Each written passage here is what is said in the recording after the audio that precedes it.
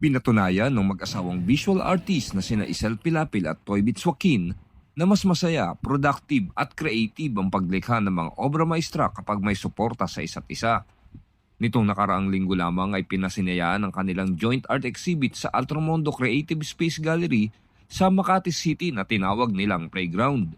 Ayon sa kanila, ang mga likhang sining na matutungayan sa naturang eksibisyon ay nagmula sa mga karanasan noong panahong sila ay musmus pa lamang. Dahil anila, ito ay sumasalamin sa makulay na yugto ng buhay ng bawat tao.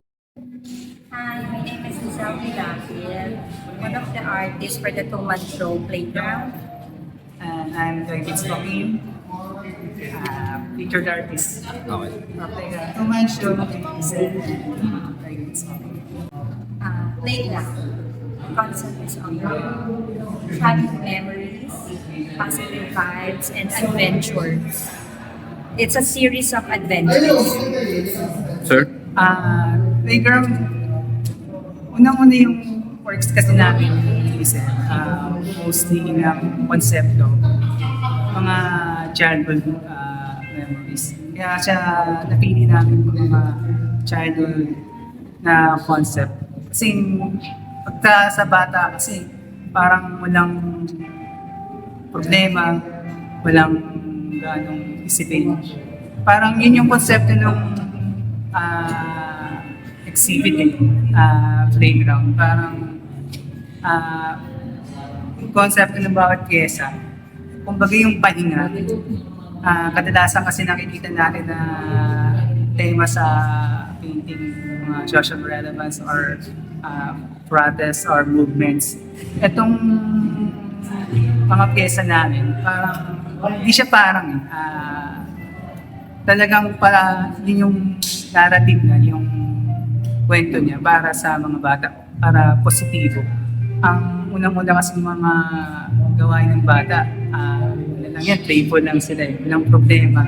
Kaya nga pagka minsan lang na-stress ang tao, may psychological tayo na parang computer na pagka magpa-plug ka, babalik ka sa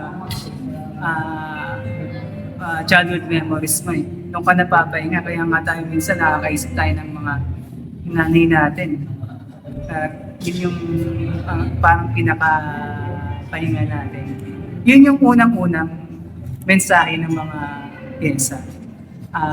Ibalik ka sa childhood memories para mapahinga ka, magkaroon ka ng mawala yung stress mo. Ganon din yung sa mga viewers, maramdaman nila na makagaan ng loob. Unang-una, mga bata, ang unang ginagawa ng mga bata, nag-away kayo ngayon. Maya-maya, pati na kayo. Tapos, naisip namin yung playground kasi isang room. Parang ang konsepto kasi ng playground, pagka naisip mo sila, pagka hindi pupuntahan kayo o magpapahinga kayo, mag-i-enjoy kayo. Doon mo dadalhin yung mga bata.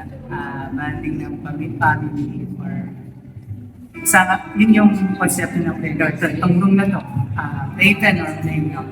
Parang pagka pumasok ka dito, ang bit-bit mo kagad paglabas mo, masaya ka. Pahinga, nakapagpahinga ka, nakapag-recharge ka.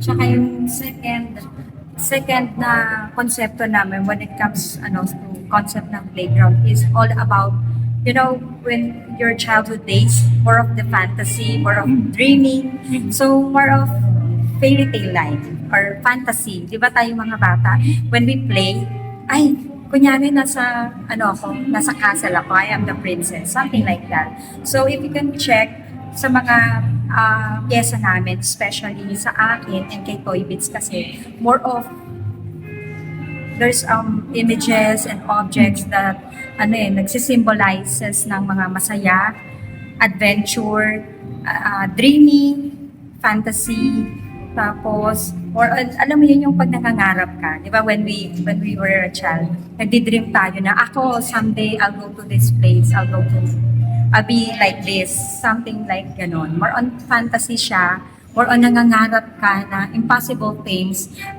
but nagagawa mo siya or it becomes positive or nagiging totoo siya sa dream mo or sa pangarap mo. And the other thing na nagkonsepto kami ng playground, we would like the viewers to be more positive, reminiscing good memories. Yun yung gusto namin, good vibes. Pag nakita yung mga pyesa, it's something like you're looking at the aquarium. Masaya lang, playful, something like that. Ilang pyesa po ang nandito ngayon? Tig-ilan kayo? Sa akin, bulo. Sa kanya, Mine is 10. 10. So ano ang pwedeng asahan ng mga viewers, ng mga art collectors pag bumisita rito sa exhibit ninyo? First thing, good vibes. Good Positive. And lahat ng nakikita ko, whenever the people comes in, sabi, wow, ang saya naman, ang ganda ng kulay. So yung color niya, nag-a-add sa atin ng good vibes. Sir? Okay, yun kagad yung naisip ko eh. Yung asa ng mga collectors kung gusto ng mga pyesa. Ito kasing paintings, pag binili mo, isasabit mo yan sa wall niya eh. Siyempre, pagka ibisita ka, yun kagad yung makikita eh.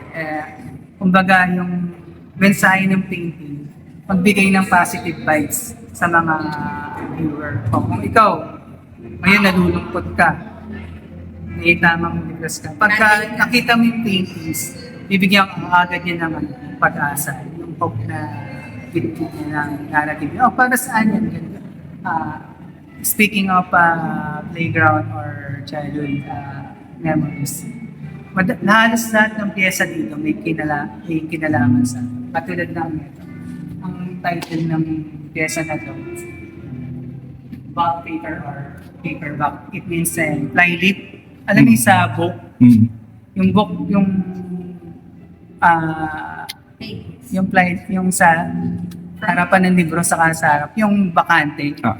Di ba nung mga bata tayo naalala mo, ang doon tayo napapagalitan palagi. Kasi yung fly-leaf, siya yung vacant space ng book bago yung title na or introduction or acknowledgement sa likod.